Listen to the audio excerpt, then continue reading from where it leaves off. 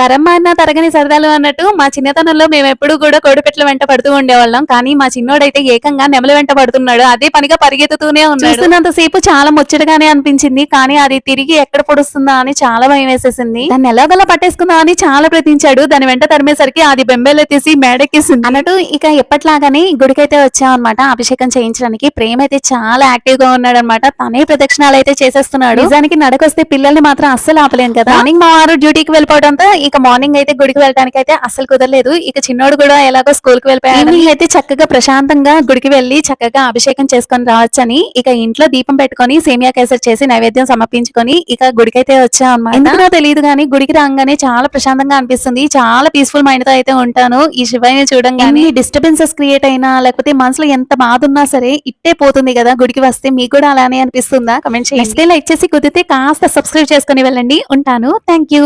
ఓం నమః శివాయ.